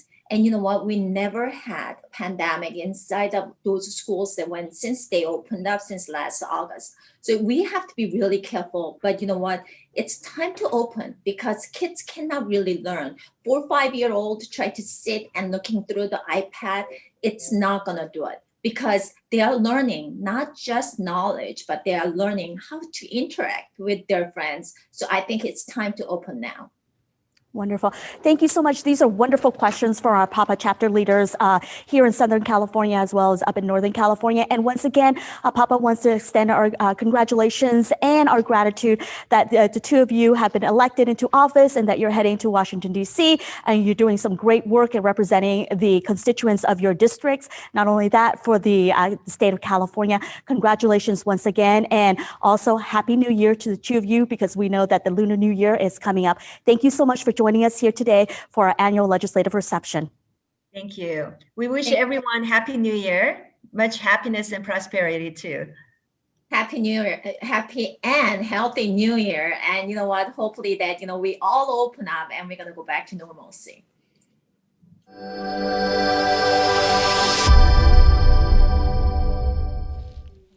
Thanks, Jackie. Wow, I have to say that was really inspiring to hear from Congresswomen Kim and Steele. So what do you think, Amy? Am I talking to the next Congresswoman, Amy Fabi? I'm not sure about that. Let me get back to you. Our next speaker is literally the Speaker of our State Assembly, Anthony Rendon. He's a strong advocate for education and the environment. Welcome, Speaker Rendon. Thank you for the introduction. Hello, everybody. I'm honored to be here to talk to you in the presence of these great new elected officials. Congratulations to each of you. I also want to recognize my friends Cece and Regina Yin. 20 years ago, they came together with others to found this great organization, APAPA. At that time, the lack of API representation was discouraging. It was important then, and it is still important, that we welcome more people from the APIA community. That is not just a benefit to members of this organization, but it brings important ideas and values to guide California. My connections with politics and the APIA community go back to before I ever ran for any office. I worked for Mike Ng when he was running for state assembly. The only thing I'm sad about is that because of term limits, he wasn't still here when I joined the assembly in 2012. My connections extend to my wife, Annie Lamb, who worked for Congresswoman Judy Chu, Mike's wife, and works with API municipal officials. Long Beach, part of which is in my district, has a new API council member, Suli Saro, She's Cambodian American, and that is a first for Long Beach, which has a large Hmong population. As I said, what you bring as API Californians is important, but I recognize that none of you are only API. You bring a lot of other things to the table. I am Latinx, but that is not all that I am. I'm also the dad of a small API Californian. I look forward to learning all the facets of each one of you as you make your important contributions to California. Thank you and congratulations. Thank you, Speaker Rendon, for your message. Next, we have a panel that features the newly elected API members of the California State Senate and Assembly. And while they are all Asian Americans, they come from diverse backgrounds and life experiences, as you will see. The session moderator is Patrick Lay, chair of the APAPA Government Relations Committee. Welcome, Patrick. Hello, and thank you again so much for joining the Asian Pacific American Public Affairs Association for our annual California Legislative Reception. My name is Patrick Lay, and I serve as the chair of APAPA's Government Relations Committee. And today I have the extraordinary privilege of moderating a conversation with several newly elected officials who each have made history in their own ways this past election cycle. Joining us today is Assemblymember Alex Lee, who has been newly elected to represent parts of the Bay Area and is one of the youngest individuals to assume office at age 25. Also joining us is Assemblymember Janet Nguyen, a first-generation Vietnamese American who has been elected to represent parts of Orange County and is actually coming back to the state capitol after serving several years in the California State Senate. Assemblymember Lee, if that's okay, I would like to start with you. You have made history in so many different ways this year. Your story has been covered from a local news outlet all the way to the New York Times. You are one of the youngest elected official in California, and actually historians say that you're the youngest state assembly member in 80 years.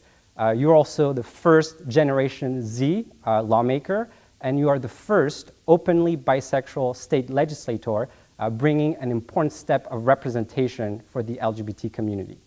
With all of these pioneering accomplishments, could you share us more about the different milestones that led you to this journey and that led you to elected office? Yeah, absolutely. Well, it's my pleasure to be here with APAPA, and very thankful to be invited to this panel. It is true, yes, I am bestowed upon a great responsibility and the great honor of having a lot of firsts in California history. In many ways, it is surprising and unsurprising in California. I would have thought someone has come along and beat those records before, and I didn't know, coming into the election that I would be taking those records. But it also goes to show how much more representation, how many more milestones we have to reach until we have equitable representation across every demographic, whether it be sexuality, age, or of course your ethnicity. Very, very important. So I think that having owning my status in those historic firsts, I'm going to be working very hard to make sure there are more young queer people of color and young Asians who get to join the ranks of our state legislature. It's really important to be able to do that. And I actually got my start with the state legislature working for state legislators. I worked most recently for State Assembly Member Evan Lowe, who himself was the youngest Asian Pacific Islander before I took his title. And before that, I worked for State Senator Henry Stern, who was the first millennial in the state Senate. So I went on and took their records, luckily, or fortunately. But also when I worked in the Senate, that's actually when I met then Senator Nguyen. And so it was a great privilege to be able to get to work with you now in this capacity. We both arrived back in the Assembly, so I think it's a good fortune, good sign of things to come. Well, thank you so much for that.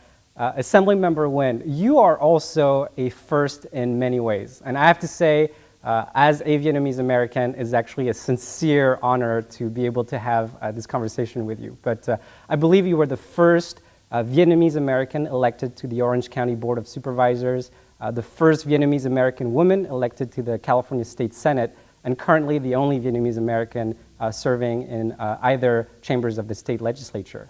So with so many pioneering moves in your career, could you share with us what was it like to take this journey and to break so many barriers?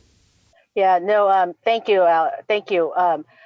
it comes with a lot of weight on us because we want to make sure that we prove to the folks that we are duly elected and rightfully so, and that to pioneer so that other generations after us can say, "Oh, I can do it," and it paves the way. Because I would tell you, when I first got elected to the city council or to the board of supervisors, my colleagues were their children were my age or older than me. And so to get someone to have to then look at you and respect you and feel that you didn't luck out and won, I had to work 10 times as hard. I had to make sure that I'm on top of the game. I had to read the agenda over and over. I have to know the issues and making sure that I articulate well, making sure that I do my homework because I can't make a mistake. We're not allowed to make mistakes when we're the first of something. And so, but throughout the years, though, I've had great colleagues who became great friends, my mentors. I've got people around me who's helped me throughout the process. And so now at the Orange County Board of Supervisor has a majority after I've left in 2014, we now have a majority Asian American. Thank you so much for sharing that. Assemblymember Lee, as you know, running for office can feel incredibly intimidating, and I think can be a barrier for folks who are thinking for running for public office. Would you be able to share what you think made your campaign so successful, and any advice that you would share for young folks who are thinking about running for office themselves? Yeah. When I started my campaign in 2019, I was 23 years old.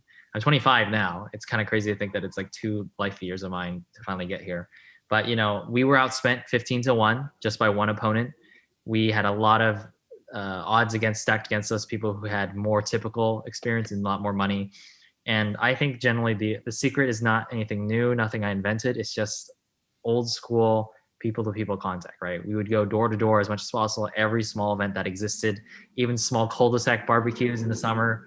That's just it, getting to know people, getting them to know you, and really feeling confident that you could be a good representative to them. And I just shared my story and I shared my vision, and you just do that en masse. I think nowadays in the social media climate and in the big spending on politics, it's so tempting to go the shortcut of like, we can just do ad buys or do whatever. The things you got caught up in watch on CNN or TV shows, it's not really how politics I think should work. It's all about your relationship with people.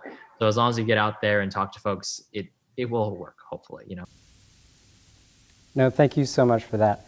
Assemblymember Nguyen, obviously you came from the California State Senate. You're coming back to the State Assembly. I think a lot of folks want to know what would be your legislative priorities as we start a new legislative session? What do you hope to accomplish as you come back in the Assembly?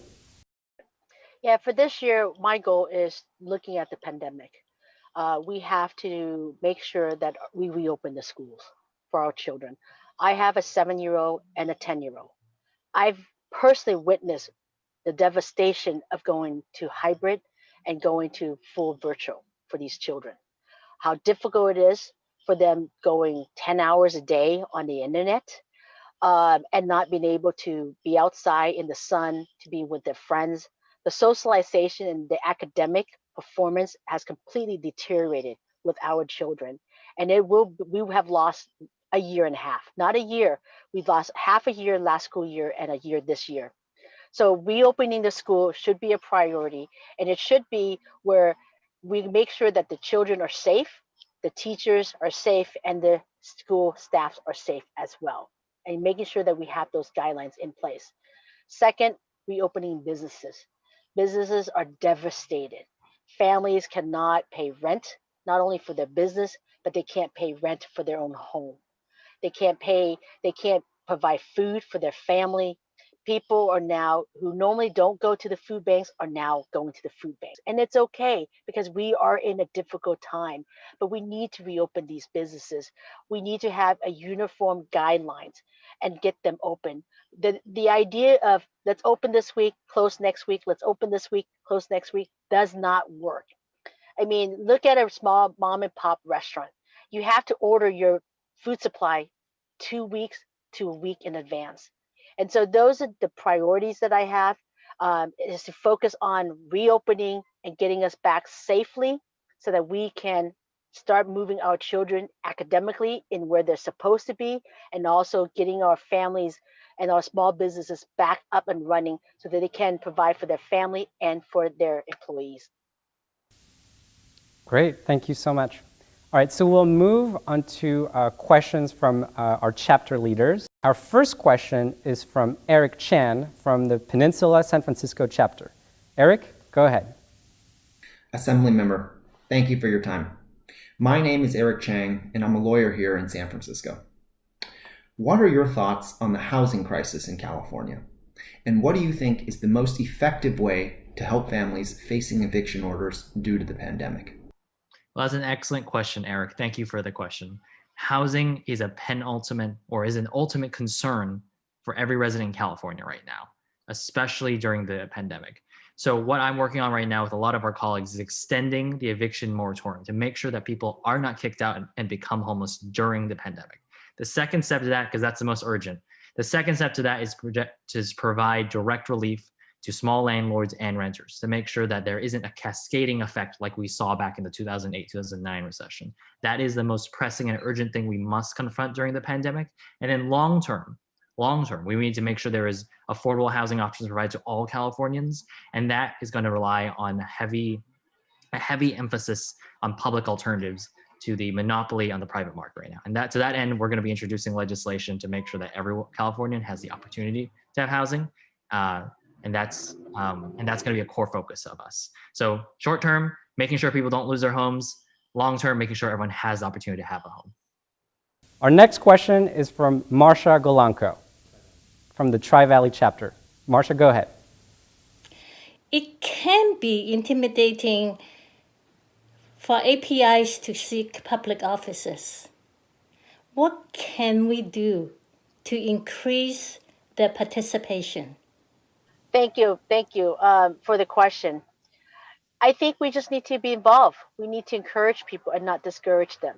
We need to be able to say, hey, we're there for you. We'll go all the way, and we'll volunteer, and we'll also donate as well. Because running for office is not easy. It's very difficult, and it's basically you're doing a job interview to every voter that you meet, and that just one job interview is difficult. Imagine you have to do that in front of thousands and hundreds of people, and so we need to be more encouraging and seek out folks who wants to run and encourage them to do so. Got it. Well, thank you so much for your time today. We are truly excited to see what you will accomplish this year, and the community is incredibly grateful for all the ways that you've pioneered the policy and the politics for Asian Pacific Islanders. And again, thank you so much for giving us some of your time today. Thank you. Bye-bye. We are now joined by Senator Dave Min, a first-generation Korean American who has been newly elected to represent Senate District 37, which encompasses the heart of Orange County. Senator Min, thank you again so much for giving us some of your time today. Thanks so much for having me. Senator Min, you have quite an impressive background. You are a graduate of UPenn and Harvard Law School. You are a law professor at the University of California, Irvine.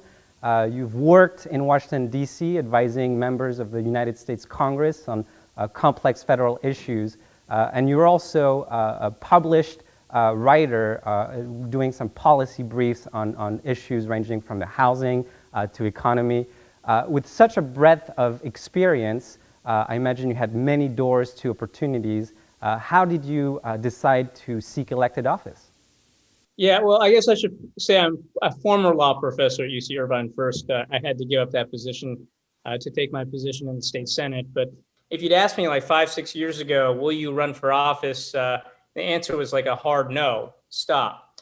But I think with the election of Donald Trump, clearly America was entering into a new normal. That deeply concerned me. And I think for me, the real first alarm bell that I saw in the Trump administration was the Muslim ban. Because if they were going to ban Muslims from traveling, who was next? Asian Americans, Latinos, and we saw all of that happen. And so I think these are not normal times. If these were normal times, I will tell you, I would definitely not be in political office. But we are, I think, again, just in such an important time where every political lever matters. Senator Min, if that's okay, I'd like to shift over to policy. And obviously, the API community is incredibly excited to have you serve in the state Senate. But all eyes are on the state legislature as California continues to wrestle with one of the deadliest pandemic in modern history. Would you be able to share what you hope to accomplish in your first term and what would be your legislative priorities? In my first term, I'm hoping to make meaningful strides in fighting climate change. And in particular, what I hope to do is to try to help bolster the funding of the research and development of the technological changes and innovations that we're going to need to really get to a zero carbon economy. Second, I think education is so important, pre-K, K through 12, where I want to focus part of my energy on is how we can make college affordable again. Until the mid-1980s, the UCs and CSUs in the state were tuition free. Now we talk about free college as if it was some pipe dream, but again, it was in the mid-80s. Until the mid-80s, we had that dream. How do we get back to something that's at least affordable? Finally, one of the things I hope to accomplish in the next 4 years is to think about how we can be smarter about transportation and housing. We have obviously a shortage of housing here in the state. We also have a transit infrastructure that is dedicated to single occupancy cars. California is the original car culture, but as we've gotten more crowded, we've seen across the state, this has just led to traffic and gridlock. We need to be smarter about how we're thinking about transportation and housing and density and how these issues all tie together. It's one of the reasons I chose to be on the Transportation Committee in the state Senate. I hope to try out some interesting and experimental things in my areas in Orange County that I represent. I'm working with my local cities to see what we can do to create pilot programs to try to invest in alternatives to driving. Thank you, Senator Min. We'll now switch to questions from our chapter leaders. Our first question is from Jesse Hong, representing the Southern California chapters. Jesse, go right ahead. Hello, Senator Min. On behalf of APAPA Southern California region, thank you for being here. We are facing great political and partisan divide. Our question is, how can our country and our communities move toward unity? Thank you. Thank you for that question, Jesse. I could not agree with you more. We are obviously facing some stark political divides these days, but I think it's a false equivalence to say that this is a normal political divide today. This is not the Republican versus Democratic debate of old. Today, unfortunately, I think the Republican Party has been hijacked by forces that are anti-democratic, anti-science, and who really oppose so many of the core values that I and you, I think, grew up thinking this country should stand for. Openness, advancement, tolerance. And so I think what I'm hoping is that we can move the Republican Party back in the direction of where it used to be. I hope that if we all kind of start to adopt an attitude like that, we'll get back to a normalcy where we have two functioning parties again. Thank you, Senator Min. Our next question is from Chong Yang from the Fresno chapter. Chong, go right ahead. Hi, Senator Min. Congratulations. I'd like to ask you, what are your thoughts on how to build a pipeline of young leaders, and how do we get more APIs to run for office? Thank you, Chong. I appreciate that question. It's one I've been thinking a lot about. We are down to just a very small group of APIs in the state legislature.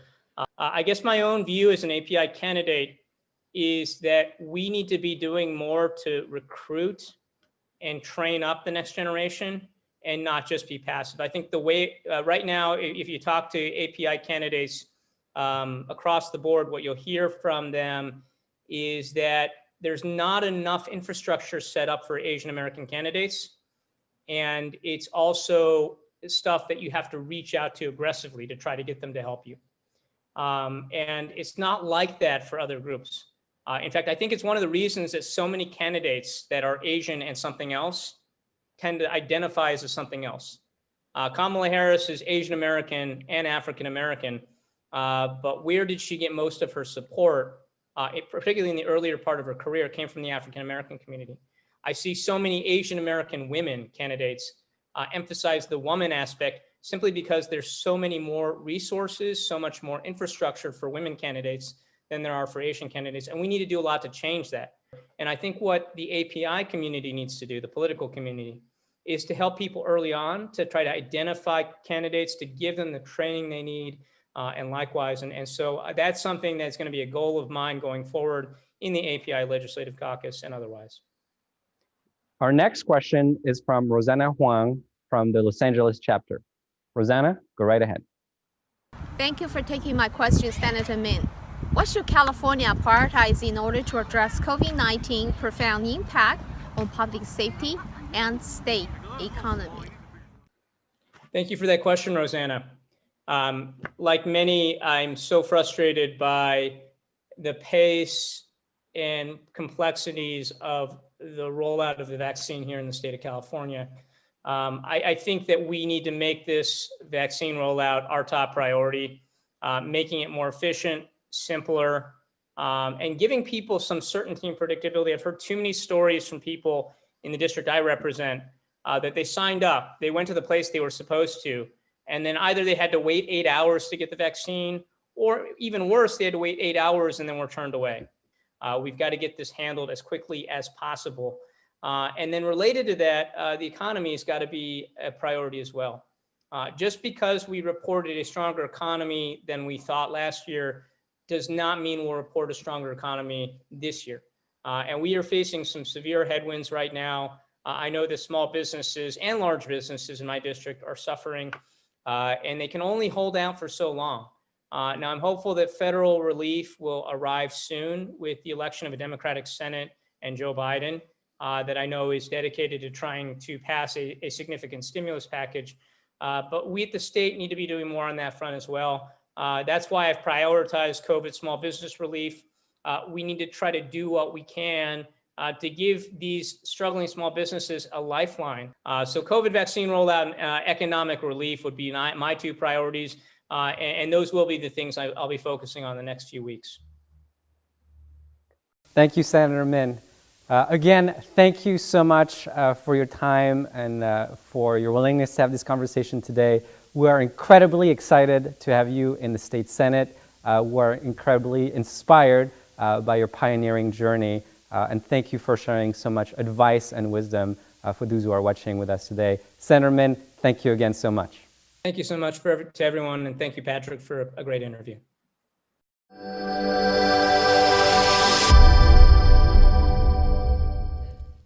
Well, thanks, Patrick. To help close up the event, we have our final two speakers of the evening, CC Yin and California State Controller Betty Yee. As you all know, APAPA was founded by the legendary CC Yin, whose passion and dedication for this organization has sustained us for the past 20 years. We are so lucky to have such an inspirational leader to guide us. Followed by CC, we have Controller Betty Yee, who graduated with a degree in sociology, just like me. It is my honor to introduce to you CC Yin and Controller Betty Yee. Happy New Year, everyone. Welcome to the year of 2021, the year of rebuild and reconstruction for our state and our people in California.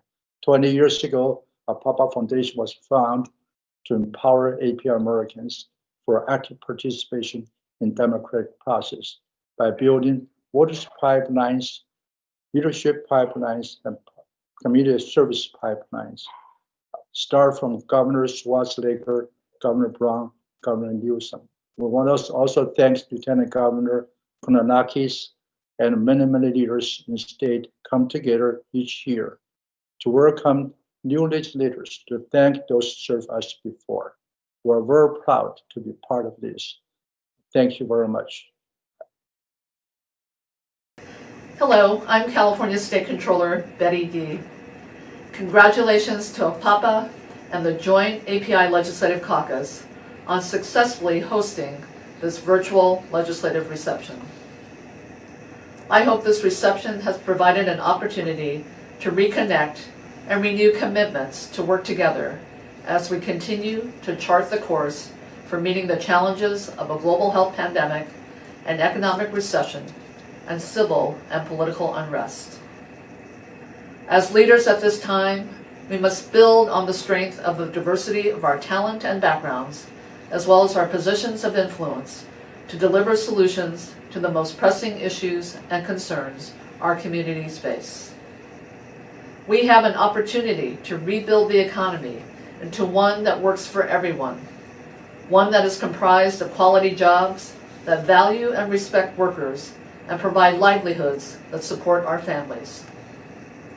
I extend my congratulations and welcome to our newest API state lawmakers, Senator Dave Min and Assembly members Alex Lee and Janet Nguyen, as well as our newly elected congressional members, Representatives Young Kim and Michelle Steele.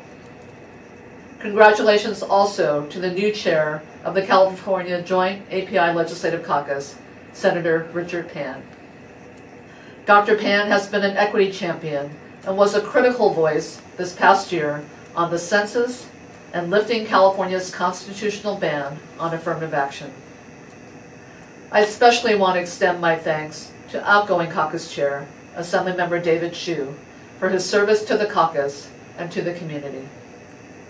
Assemblymember Hsu has been a stalwart fighter for affordable housing, leading the work on behalf of renters facing the threat of evictions, many of them in our API community.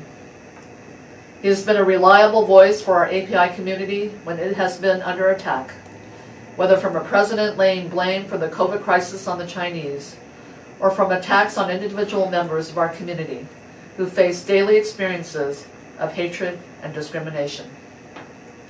And thank you to APAPA for its sustained commitment to advancing civic participation by the API community.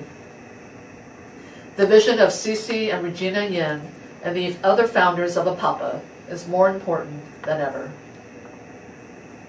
For many of us, the images of the insurrection at our nation's capital will be forever etched in our minds. The attack on government, the assault on our democracy. Yes, our democracy is that fragile. This is not a moment in history where we just move on. This is a time in our history for each of us to do our part to fully restore and protect and lift up our democracy. As immigrants or descendants of immigrants, this is an especially poignant time. Let our actions and deeds be guided each day in recognition that the strength of our democracy resides in the ability of each of us to fully participate in it. Let us as leaders get back to the business of governing that delivers solutions for all people. It is what the public expects from government at all levels, especially during crisis. To APAPA and to the caucus, thank you, and all best wishes. Thank you, Controller Betty Yee, for your insightful remarks. Hello, everyone, again. Thank you for joining us tonight. I know it's a busy time of the year, so we really appreciate you taking time out of your busy schedule to be with us tonight. I hope you had a great time meeting and getting to know our new API elected official. Thanks to our event sponsors whose names are on the display at the bottom of your screen, whose support made it possible for us to gather tonight, celebrating the result of a historic election for Asian Pacific Islander Americans. In addition to our sponsors, I would like to also thank our community leaders and our elected officials for their continued support and collaboration.